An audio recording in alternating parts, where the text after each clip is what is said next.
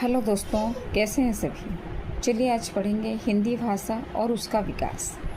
भाषा का अपना ही एक प्राचीन इतिहास रहा है। समय के साथ साथ भाषा का रूप परिवर्तित होने से कालांतर में अनेक भाषाओं, उपभाषाओं और बोलियों का विकास होता गया। हिंदी भाषा ने भी अपना वर्तमान स्वरूप प्राप्त करने में काफ़ी लंबी समय यात्रा की है।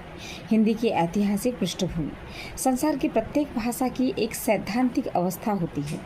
हिंदी एक भारतीय आर्य भाषा है। हिंदी शब्द का मौलिक अर्थ है हिंद का अर्थात भारतीय। भाषा के अर्थ में हिंदी का प्रयोग फारसियों और अरबों ने किया। पंडित रामनरेश त्रिपाठी के अनुसार ईरानी महाभारत काल से ही भारत को हिंद कहने लगे थे। अतः स्पष्ट है कि कालांतर में हिंद देश के निवासियों को हिंदुस्तानी और उनकी भाषा को हिंदी कहा जाने लगा। भारतीय आर्य भाषाएं।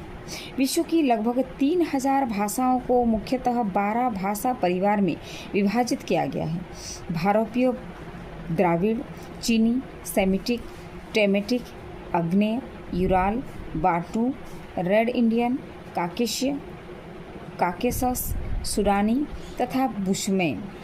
इन 12 भाषा परिवारों में भारतीय समूह विश्व का अत्यंत विस्तृत भाषा परिवार है।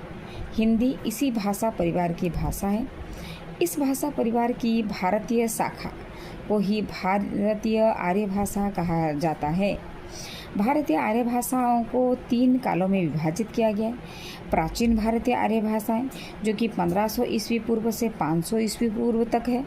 मध्यकालीन भारतीय आर्य भाषाएं जो कि 500 ईस्वी पूर्व से 1000 ईस्वी पूर्व तक, और आधुनिक भारतीय आर्य भाषाएं जो कि 1000 ईस्वी पूर्व से अब तक है।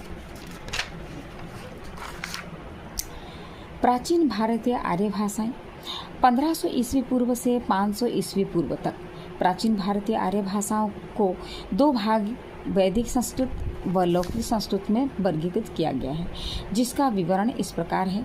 वैदिक संस्कृत। प्राचीन भारतीय आर्य भाषा का प्राचीनतम रूप वैदिक साहित्य में दृष्टिगोचर होता है।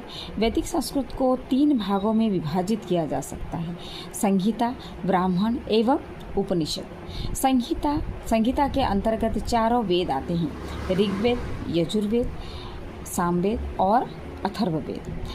ऋग्वेद संस्कृत का प्राचीनतम ग्रंथ है।